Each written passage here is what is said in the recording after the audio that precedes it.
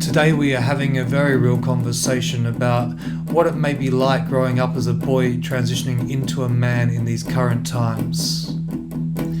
Welcome to episode 2 of Music, Spirit and Accountability with Jay Hode and Michael Cooper. Welcome to episode number 2 of Music, Spirit and Accountability with Jay Hode and Michael Cooper. Today we are going to be speaking about boys being initiated into men and this missing link, the possibility that these days, those initiation processes that was so prevalent back in the days of, tribe, when these boys were sent out to hunt with the men for the first time, to have their initiations, just as one of a million examples that I could use for this now.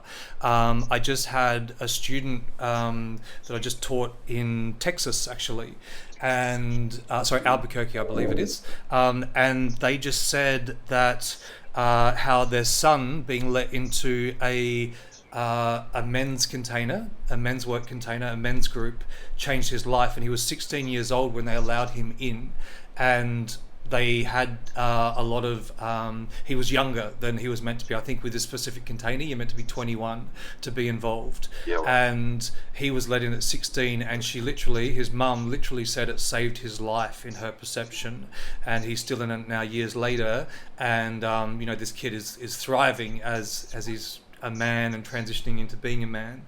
And Mike, you've got so much experience with this, brother, and I had a thought, it's almost like the missing link, like maybe us leaning more into doing something together down the track about, working more with kids. I'm coaching so many kids now that just are reaching out, their parents are just reaching out because they don't know what else to do, and sort of working with, men's work with these young men. Brother, what do you think about all that? Well, mate, it actually speaks into something that's live. This is, this call we do is to do what's live and present for us right now. So I'm currently in a training to be an authorized facilitator of the rite of passage for young men, because obviously I can do this for adults and men. There's a level of, once you're 18, you take full ownership of what you choose to step into, and that's part of the protocol. But for younger men in that 13 to 16 space, where it's really crucial in their development, because that's what happens in the tribes. For our forefathers and centuries before us, they all did it at around 13 to 16. Each mob and tribe is mildly different, but our Western culture doesn't have anything. There's drugs and gangs and whatnot, and there's a level of initiation into that sometimes. But outside the military, there's no level of initiation. Yeah. And all of those initiations are not made of a win-win environment. It's not an initiation into the mature masculine. It's actually a continuation, even the military, for all the love and respect for our service people and the 100%. Job that they do, and the discipline and the structure. I love the military. I absolutely thrive in it. I actually believe in conscription, is compulsory service. I think that's it.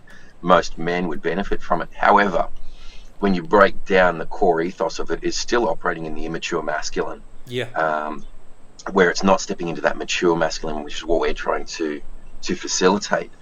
So, mate, I'm a big believer in it. It's something that's dear to my heart, but it's something that's been missing for a very long time. And I think maybe my projection, maybe my personal view, that half the problems in men today when they're 40, 50 years old is because they're still operating in full physically grown body male men in a immature boy's mind and psychology. 100%. I was just thinking we should get Bear on this call sometime. Bear Nutting, he's always working with the kids and bringing that incredible masculine edge. So what do you think that is, mate? The missing link with that being that the different journey from a boy transitioning into a man with initiations, and the accountability and the experiences that brings to the table to change their mindset, change their awareness of their representation of self, etc., compared to a kid growing up in today's society without any awareness of that, of just seeing the media, seeing, they're talking about like porn and stuff like that, all the things. What would be the main comparisons that change for you with that, if you know what I mean? think the core missing piece is culture. You know, in our Western society, we lack culture.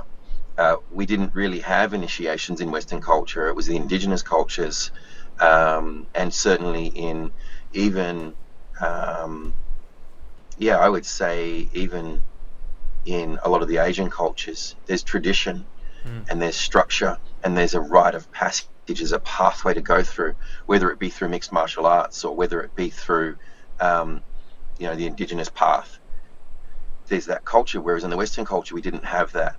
And as society grew, it got less and less and dwindled out and became out of reach, even in the indigenous cultures, because the Western way got, I guess, overran it.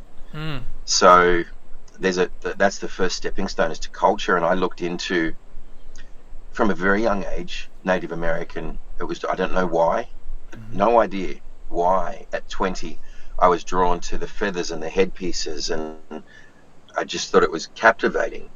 That was where my first foray into it at 20. And then I started to read the poems and the prayers, and I was like, this is magic, like this is beautiful.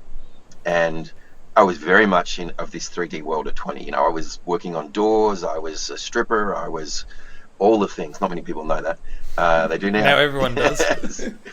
They do now. Magic Mike, apparently he's coming out for One Last Dance. Yeah, right. But so I was very much in this world, but I was drawn to that culture. And then I started to take on some of their readings and their philosophies and their teachings because it resonated deeply with me. And that's where my path started. It was just through curiosity of something more. Yeah, brother, I really want to hear more on the other things you think about this, but I just want to interject also with what you just said, with all due respect, with culture, I've been blessed as a musician to be touring around the world for the last 20 years, and I've toured through 42 countries, right? So I've seen a lot. And one of the currents that I've noticed, like, I think of culture and I think of like Europe. I think of like the backlog of incredible culture, and I see some of the men growing up in these countries like Europe now, and they have so much culture and so much history as compared to, say, a country like Australia that's maybe in its infancy as far as kind of the white man's concerned, and obviously completely different with indigenous culture. But what I see is a first world culture thing. So what I see is countries like Australia, America, and lots of places in Europe. I call it silver platter syndrome. Silver platter syndrome. It's something that I've just developed, that combination of words over the years, for seeing that compared to all the other countries that I've toured, like India, Southeast Asia, Thailand, all these places where I've spent so much of my touring life, seeing these kids with absolutely nothing growing up with so much respect and so much gratitude. And it's like that history is not as much of the missing link as I would have thought, that I've witnessed. I mean, again, I totally hear what you're saying, but yeah, just isn't that interesting, that first world culture, how when you grow up with everything just given to you, as opposed to having to work for it with accountability. And that's what I see with those initiations, and that accountability that's brought from the men to be seen, and for the women to to support the men in that, and to celebrate them when they pass or complete these rites of passage. So just throwing that out there, what are your thoughts on that? Yeah, 100%. Well, there's 2 points that came up for me. Is when you reference things like the India and the underdeveloped countries, they still have the elders in place, and they're still held in high regard. They're still respected, where I don't think we have that in the Europeans and the Western cultures. It's that's the older people. What do they know? But if we look at an initiation, there is the calling is the very first part. Like, it's a full circle to go through an initiation, and you feel the call, whether that be through a plant medicine, whether that be through a challenge, something that's going to test your edge. And you're like, God, my initial response to that was no, there's no way I'll do that. And because there's a fear driven, it's the healthy fear. And then you move into, I really need to press on this. I'm going to take this challenge on. And then you're met with the challenges, you're met with the hard, you're met with your edge of like, okay, I'm beyond my comfort levels, this is in my depths. And it has to actually come at a cost. I know that you've gone through your own initiations, I've gone through mine. most people wouldn't step into those arenas. Hmm. It's too frightening. It's too confronting. And then to complete that initiation, they have to come into a celebration, like where you said, where they're lifted up and they're celebrated for enduring the pain. And many of the indigenous cultures have what we would maybe say is barbaric, but it makes men out of boys, and they Yeah, have to kill the ego, yeah. in they kill the boy to make a man. And Something has to die. I get that a lot of people would say like, why would you do that? And whatever the story might be, but for me personally, it's life changing. It literally just awakens so much in me and so much in my strength as a man, so much in my belief in myself, so much in my belief in what I can achieve, who I am, and most importantly of how I choose to represent myself more consistently in each and every moment, in each and every day. I think the things that you just said then is how you choose to represent yourself. It's the reassurance you have in who you are. You realize that you're capable of more than what you originally thought. You've endured this pain, you've overcome adversity, and you've come out victorious. But the most part that comes from that is humility. And I know with your initiation, you were humbled in the most beautiful of ways. You weren't humiliated, you were humbled. There's a big difference between the two. Yeah. And it's taking that need when you realize through any initiation that you've met your limitations, you've met your weaknesses, you've met your flaws, and you've had to take a knee and go, okay, I'm humbled in this moment. I have been met at the depths of my weakness or my limitations, Yeah. and I've also overcome. And the Yeah. beauty in that is more often than not, you're held by the masculine I was who is literally immature. about to say that. You're I'm about like, to what say is that, that? weren't you? What is You that felt thing the with drop. that? Man, yeah, it's just like I was in that initiation. I was held so incredibly in the lead up to it, and clearly explained how it could go, and I was even given the option of, do you want to back out? Do you not want to choose to do this? And but with my brothers holding me in that space of accountability, I was just so held, and as scared shitless as I was to go through that experience, the brothers held me, and I felt so safe and so in such a trustable environment. But stepping into full, holy crap, what am I getting myself into here? And I think on the back of that, not only were you, so all these initiations are always by invitation. And you're always given that opportunity to back out, to test your mettle. Will your shadow ego self go, oh yeah, it's not the right time for me? Or will your higher self call you forward into that initiation? And when you choose that in these particular containers like we run and like you've been through and hold, that you're then held and supported by the masculine. And at that point, there's so much generational healing because you realize I can trust men.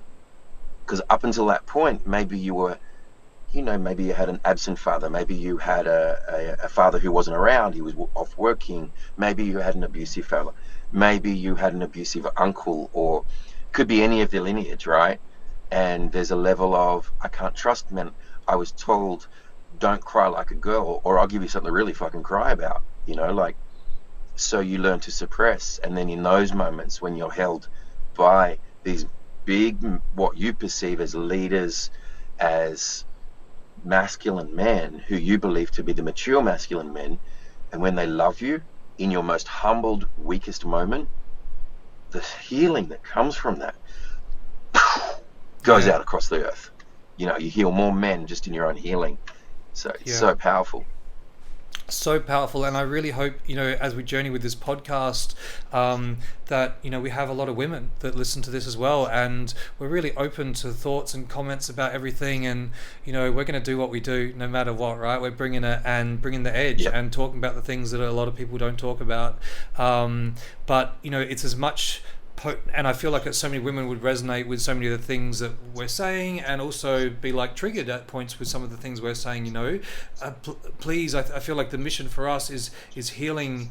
So much of our work with men's work is healing these wounds with men, so we can step into being better men. That's what it's about, right? It's like give these opportunities to be better men, so we can be better men 100%. Firstly for ourselves, so we can get that shit together, so in turn we're such better men for all the women that we get to spend time with in all the relationships, from the little kids that we work with to the teenagers, to the adults, to our beloveds, to our mothers, to our grandmothers, to our daughters, and bring it all in all of those spaces. That's why we're doing this work. And in the beginning it becomes maybe from the boy transitioning into the man, it's for themselves, and that kind of that first stage masculine, as you're moving into that, doing it for ourselves. But as the journey evolves, it starts becoming that admirable warrior figure for the greater good of humanity, right? And it's so easy to get caught in your own shit. And by no means, Michael, I hope I can speak on behalf of you here, brother, no means that we're perfect. So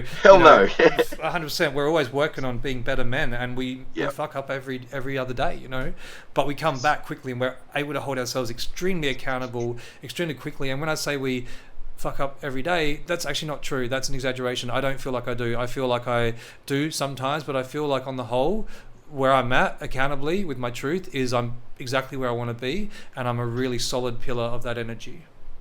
Yeah, well, I think where you said every day, I think what you and I both do is we self-reflect every day. Yeah. It's like in every moment, how could I have done that better? How could I be better? What could I have held the space stronger? Or, so it doesn't necessarily mean a fuck up, but we look constantly looking at at self. 100%. And, being able to channel those energies, even things like say anger and jealousy or whatever that might be, having those skills to possibly withdraw with permission, safety and trust, to create the space for ourselves to move that energy without projecting it onto others, to move it ourselves in our own space, and then to come back with love to the best of our ability. Absolutely. I love that you brought women into that as well, because this, we're all one. You are me, I am you. Yeah.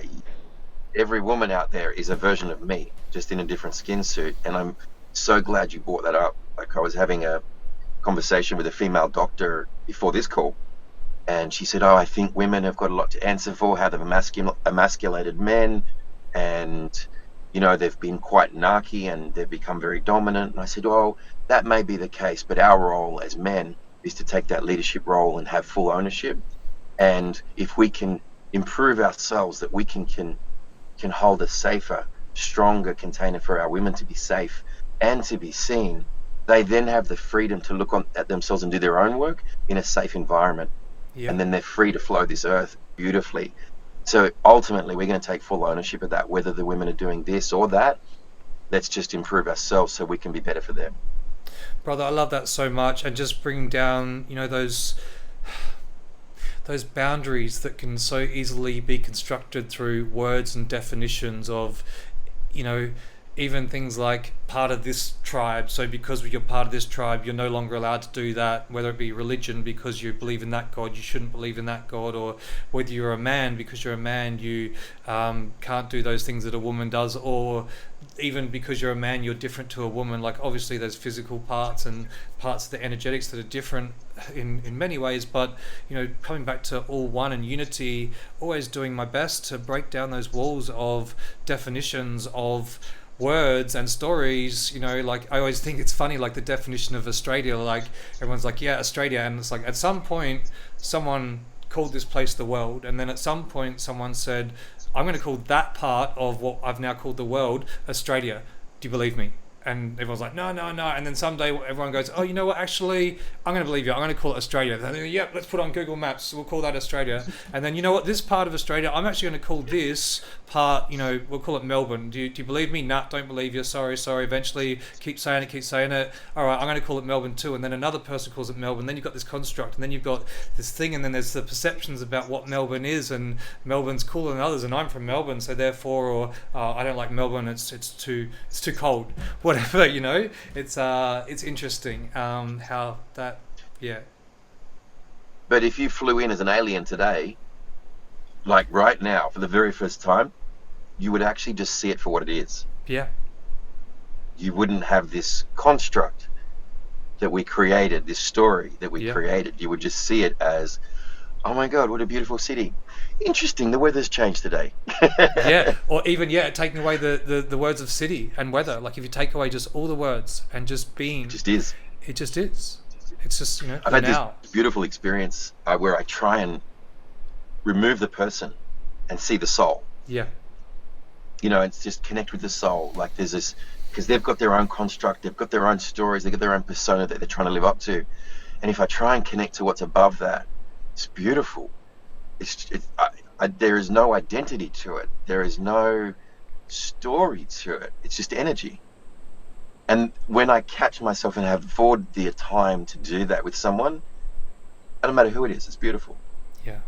I wish I could do that I'm not that great, you know, like a bloody long way to go. But I wish I could do that more often with everything, but work in progress, right? But I can do it once every now and then.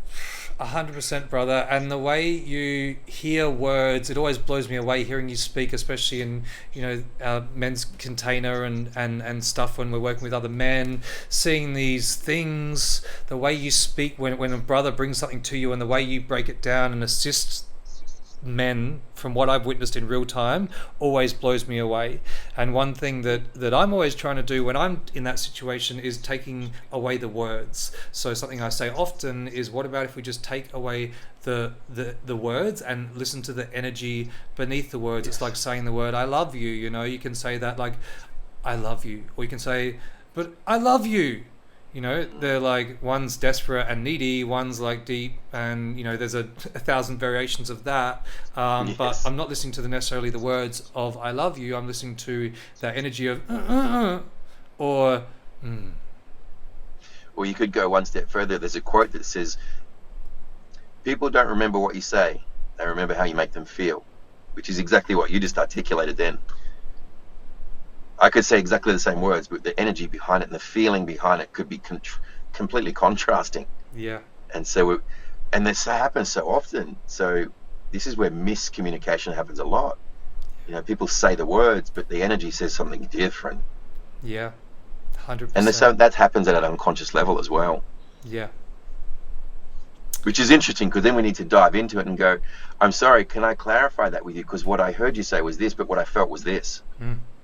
And that might be the first time it comes into their awareness that there's a disconnect between what they're saying and what they're energetically pushing out. Yeah. So beautiful, brother. Oh man, this is like, there's so many things I want to say now, but that's what this podcast is for. And we're going to be making many, many more episodes of this, I'm feeling. So look so forward to that, brother. Thank you so much. Wishing you an incredible day ahead. I love you, brother. I love our chats. You're the best. You're the best. I love you so much. You're just my guy. You're my guy. And blessed to do this with you, man. This is just such an honor to be, you know, in our spaces, wherever they are, wherever they occur, and whatever we do. It's the best. So my heart's full. I love you heaps. Have a beautiful day, brother. Brother, receiving all that, and love you so much too, man. You're such an inspiration to me, and let's do this, man. Let's make magic. The beautiful thing is, this is actually not about us. It's about anyone who's listening to us right now. And as much as it is also about us, and we're definitely taking this for ourselves because we need it as much as the listeners do. So, yeah.